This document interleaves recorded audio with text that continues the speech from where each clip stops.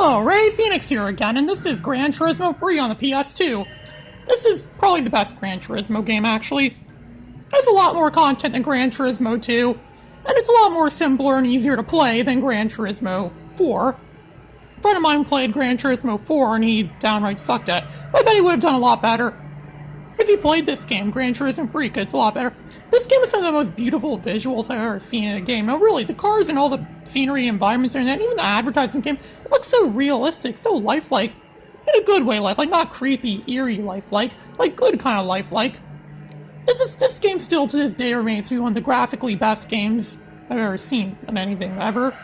And it looks so great that this looks better than a lot of PS2 games that came out in this later years. Like there's a lot of later PS2 games that I've played that don't look as good as this game. This is an early PS2 game from 2001, so that makes it sound even more impressive as an impressive achievement. This game has a great soundtrack. I'm not playing the music from the game because the music's copyright, and I get a copyright strike on my YouTube account if I showed the music of this game, so I'm not going to do that. But I think you get the idea. It's good music. If you want to know what music sounds like, get the game yourself, buy the game yourself, or look it up or whatever. So yes, this game's a lot of fun, and you could drive a wide variety of real cars in this game with realistic gameplay physics and the gameplay engine.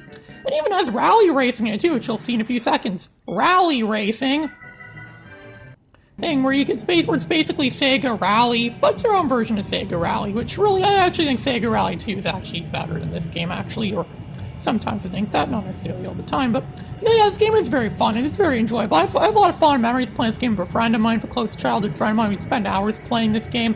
We joke about the physics in this game. Like when you play this game, you crash into a wall or something like that, your car remains intact, perfectly fine. But if you did that for a real car in real life, it would be smashed. It would be completely totaled. Yeah, because this game isn't fully realistic. But then again, I've played other racing games that were like, I played this Need for Speed game on the PS3 that had realistic physics like that, where you crash into something and your car smashes up completely. So right now I'm racing in the Swiss Alps, a place that I'd like to go to myself maybe someday. I don't know. I'm not sure if I'd like Swiss Alps that much. I don't know. I don't really like those types of climate, but yeah, it's really good. I get place. Oh, I hit right there. These cars might as well be bumper cars sometimes because of how much you bump into them and they survive being bumped around. Yeah, I suck at driving cars in real life. I never actually drove a car in real life, actually. But I play these games all the time where I drive cars, and I think I'm quite good at them, actually. I'm playing on a regular PS2 controller, which the PS2 controller has analog buttons, and this game takes advantage of the fact that it has analog buttons, where if you press down the X button, or any of the buttons in the PS2 controller slightly, correct as pressing down slightly, and it'll impact your speed in the game. If you press down really hard, it'll go full throttle, basically, in the game. I actually managed to get around that by using a DualShock controller for the PS1 from 1998. Using one of those, I managed to flux. The PS1 controllers don't have analog buttons, so it's either it's pressed or down somewhat or pressed. Sorry, it's only if it's pressed down or pressed completely. There's no in between. Even if you somewhat press it, it will still tell the game it's at full throttle. So, yeah, that works very well. I think that works very well. I like watching racing. Racing's one of the few, if you could call it a sport, it's one of the few things I like watching on TV. I used to like watching racing. I also like playing these games, too. I don't like these games so much. Racing's probably one of my favorite genres. It might be my second or third favorite genre, actually, if I remember correctly.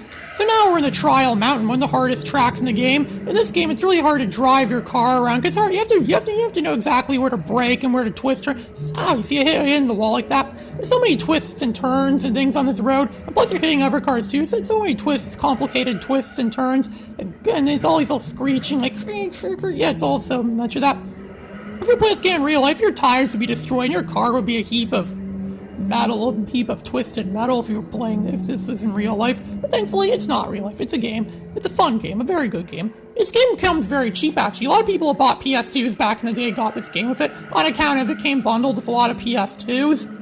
So yeah, a lot of people, you bought this game for dirt cheap. I bought this game for $2 back in 2010. So what does that say? And that was in 2010 dollars. So I don't know, it's probably more expensive now because of inflation and things like that. But yeah, I bought this in 2010, well, after most people bought this game.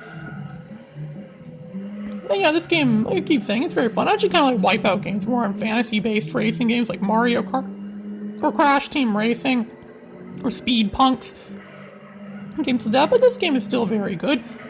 It's one of the few racing games in the PS2 worth buying. Then again, there's a lot of great racing games in the PS2. Wipeout Fusion, this game came in the same year that Wipeout Fusion came out in. Only, as much as I like the Wipeout franchise, I have to say, I think this game might be a little bit better than Wipeout Fusion. I know, Wipeout Fusion wasn't as good. I like Quantum Redshift on the Xbox more than Wipeout Fusion, but I don't know. I don't know what was going on with those people at the time. But the people that made this game knew what they were doing, because they put a lot of detail and effort into the game's effort you could see and feel and appreciate. And also the rumbling on the controller works well too. A lot of time it feels like my controller is going to explode when I play this game because of how much the controller rumbles, like yeah. I remember. Yeah, I have actually better memories actually playing Gran Turismo 2, because I've had Gran Turismo 2 a lot longer, and I have fond memories playing the game with my father and my friends and other people like that. It's a lot of people I knew when I was a kid growing up back in the day liked Gran Turismo 2. Even Mark from Classic Game Room gave Gran Turismo 2 his vote for best game of 1999. I don't know what he thinks of this game. I don't even remember much of what he thinks of this game. I don't know. I haven't watched Classic Game Room in a while. But there's a lot of other Gran Turismo games too. There's also Gran Turismo 4, which also came out on the PS2. And there's a Gran Turismo game on the PSP, I think. I never had that one. And there's some Gran Turismo games on the PS3 that I know of. I don't have any of those. I never played any of the ones on the PS3, but I have this. I mean, I have PS2. Like, this is PS2. It's cheaper, and it's probably just as fun or equally as fun. So, you can't really go wrong with that. This game has everything you want in a great realistic racing game. Whoa, and I slipped over that hill, that ramp thing there on the side of the ground. I keep crashing my car. I really do suck at driving. This is why I don't drive in real life. I'm scared if I do drive in real life, I'm going to crash and get someone killed. Or it's worse. I don't know, it could be worse. But I know I could do some pretty awful, serious damage if I drove in real life. And I'm scared. That's why I'm scared of driving in real life. I'm scared of something like that. It's a fear of driving. That is a real fear. There probably is a name for that fear. I don't know what it is. I don't have access to internet right now, so I can't look it up. But I know there probably is a name for that fear.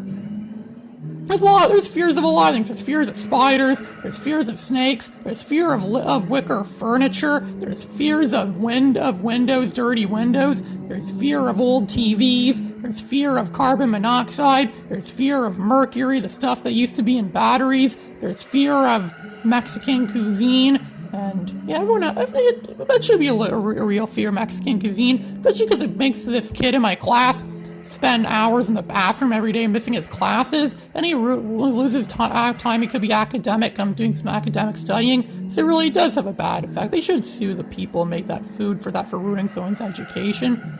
That should be a reason to sue someone or something. But again, these people actually do sue things for ridiculous reasons. As Weird Al said in his song, "I'll sue ya." Yeah. So the race is over. I came in 4th place, 4 of 6. It's a lose, but it's not a bad lose, I'd say so myself. So this is Ray Phoenix signing out.